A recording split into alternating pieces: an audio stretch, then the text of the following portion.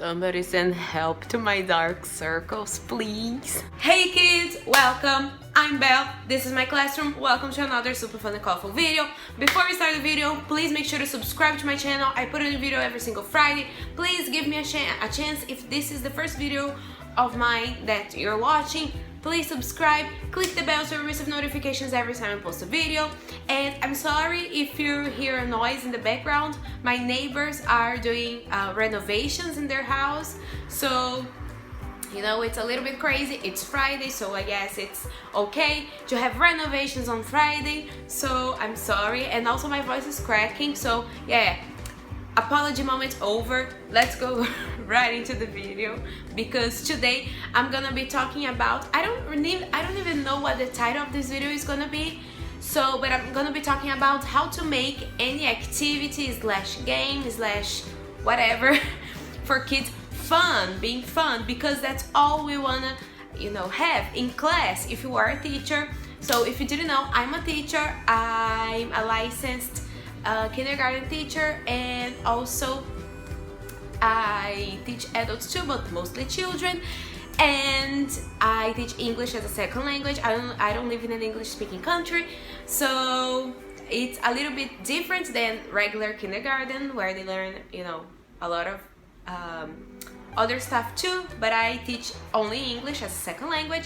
But today I'm gonna be talking about how to make any activity slash game slash whatever fun for them, because we know that kids can be a little bit unpredictable sometimes. They don't have as much as a filter as adults do, and that's what I love about kids the most. They have a lot of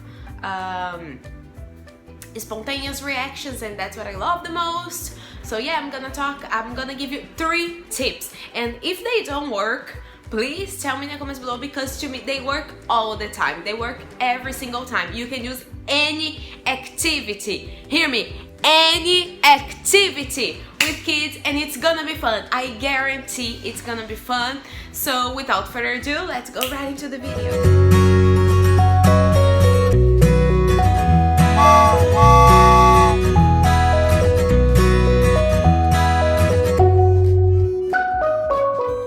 Okay, so the very first tip that I want to give you guys is that kids have the shortest attention span ever. So they can't concentrate on an activity for longer, I would say for longer than 10 minutes top. So if I'm playing a game, I don't play the game for more than 10 minutes, because I know that they're gonna get a little restless, a little tired, and it's not gonna be fun anymore. So I don't know why a lot of people, when they are planning lessons, they plan like, I'm gonna play like 3 games. I'm like, no, plan like 8. Because first, I think that goes along with planning, because if you plan a lot of activities, you are safe in that sense, because you have extra activities, and also if one doesn't work, you have another one. But I think that with this is really important to pay attention to, because kids cannot focus for a long time. They're not, tiny adults. They are children, so they are different, and they can't focus for too long. So if you're playing a game like Duck Swamp, for example, I would play for like 5 minutes, and that's it. Tops, if they are really enjoying it, I would play for tops 10 minutes, because even if they're enjoying, I want to finish the game while they're really excited about it, and not when they're like, oh, is this over yet? I want to end it on a high note and not on a low note. So yeah, I want to end the game while they're really excited. So next class, they can ask you, are we playing Duck Swamp today? Are we doing this? Are we doing that? Because we ended the game on a high note, and that's really important. So that's tip number 1. Tip number 1 is kids have short attention span. So don't play games or do any activities for longer than 10 minutes. I think 10 minutes is even 10 minutes is too much I feel like, because they can't focus for that long. And another thing that I is still like on talking about attention span, if we have an activity like cut and paste, I would have them cut in a class.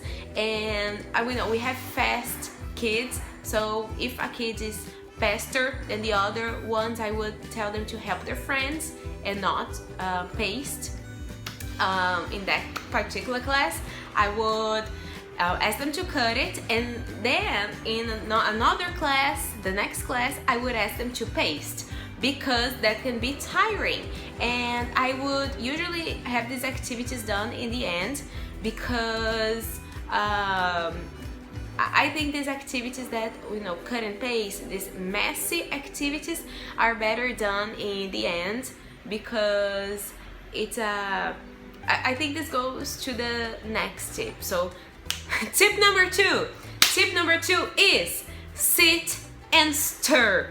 That's so important. Like, if you teach children, you already know this, because this is key. This is like the most, no, not the most one, all three are like really, really, really important, but this is crazy important, because when you are teaching children, they want to have fun, but they get a little tired too. And I mean, you want to have like quiet moments as well, but you can't do that in a whole class with kids. You know, you can't have a whole class, like 1 hour long class with kids just, you know, relaxing and quiet. That doesn't exist. And to be honest, that's the fun of teaching children, because you can have other things done. You can like go outside, go to the patio, play a game, do this, do that.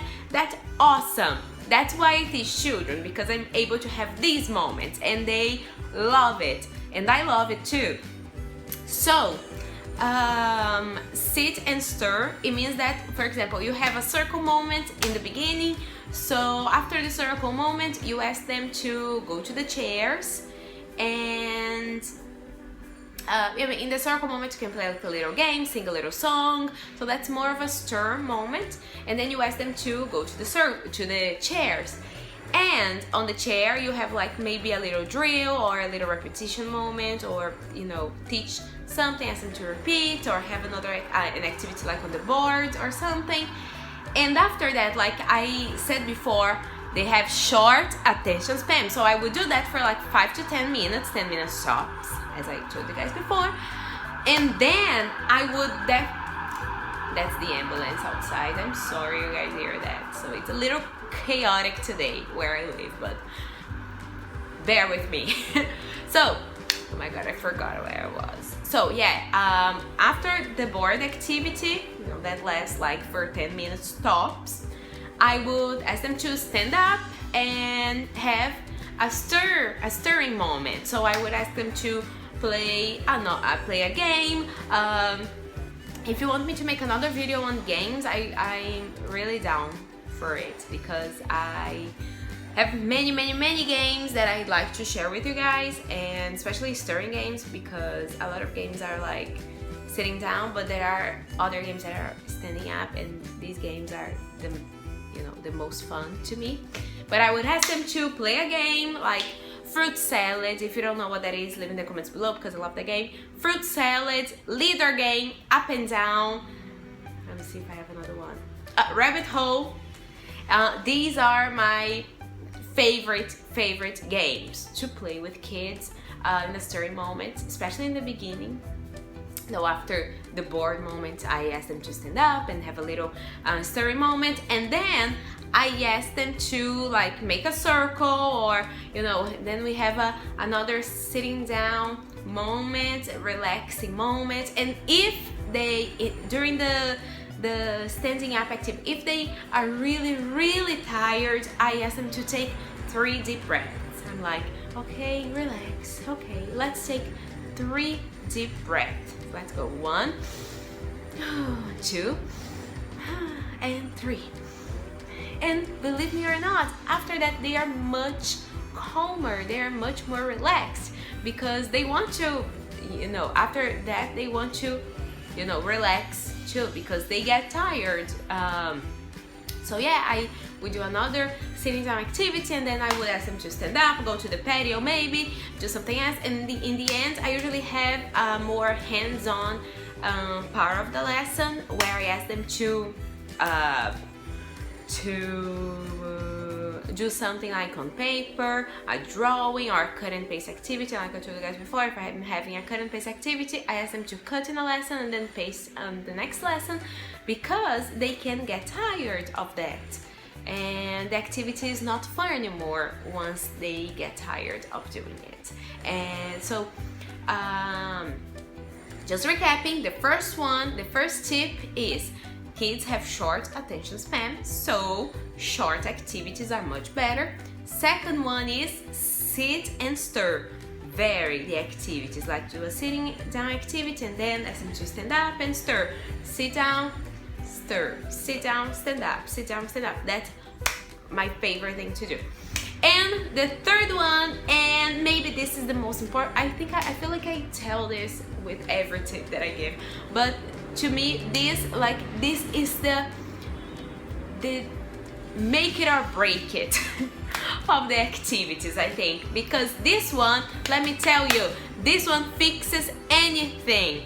And this one is, if you don't buy the activity, the kids won't. You are the role model there. You are the one that they look up to. So you have to buy the activity and act like you're having the time of your life.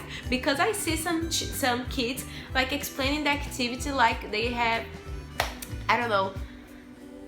I know this is like an obligation. Some days we are a little tired, but fake it till you make it. You know what I'm saying? Like if I'm having a bad day, I see the children and I get so excited to be there, and I want them to like the activity so bad that doesn't matter what's going on in my life, I love it. I love what I'm doing, and I'm gonna act like I'm having the best day ever. You know, so that's, to me, you know, just to me, in my experience, that's a deal breaker. You know, that can make or break any lesson. You are the role model. Remember that. You are the role model.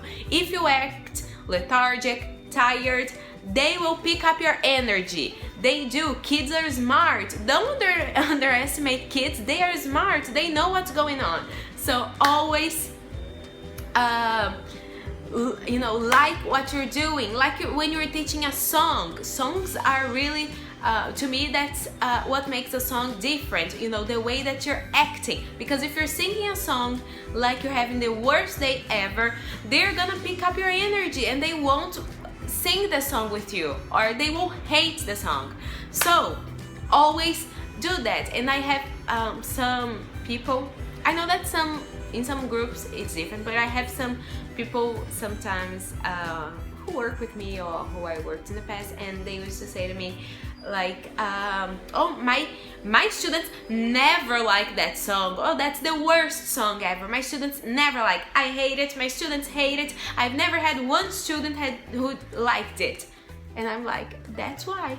That's why they don't like it, because you don't and you have the energy, so they won't like it. So like the song, create a little dance, you know, a little routine, teach the children. That's what's gonna make it different. That's what's gonna make your class stand out. So your energy is really important. So let's recap real quick. Tip number 1, shorter activities, because kids have short attention spans. Tip number 2, sit and stir. Relaxing activity, standing up, running around, crazy activity, and then relax again, and then stand up, relax, stand up. That's tip number 2. And tip number 3, energy. Your energy counts the most. I feel like you are a role model, so buy it. If you don't buy it, if you don't buy the activity, children won't too, because they are smart, they pick up your energy, and they know what you like and what you don't. You know, sometimes what we like is what's cool. Like once just real quick story, once I had this student in class and he was like, oh, I hate soccer, I hate soccer. And I was like, oh, I love it. And he said, yeah, I mean, it's not that bad. I kind of like it too. You know, he changed his mind because of what I said. So what comes out of your mouth and, you know, the energy that you bring into class is the most important thing ever. So yeah, that's it for today. These are my 3 tips. Please, please, please leave in the comments below if you liked them, if you didn't like, if you have any other tip. These are the 3 tips that I use every single day in my classes and they always work. And it took me years to find them out and, you know, find this combination, but I feel like this combination works wonders. So thank you so much for watching. Don't forget to subscribe to my channel. I put a new video every single Friday. And please give me tips on my dark circles because they are, you know, crazy, right? So yeah, leave in the comments below what other tips you have. Don't forget to subscribe. Give this video a thumbs up. Click the bell so you receive notifications every time I post a video. And I see you next week for a brand new video. Bye!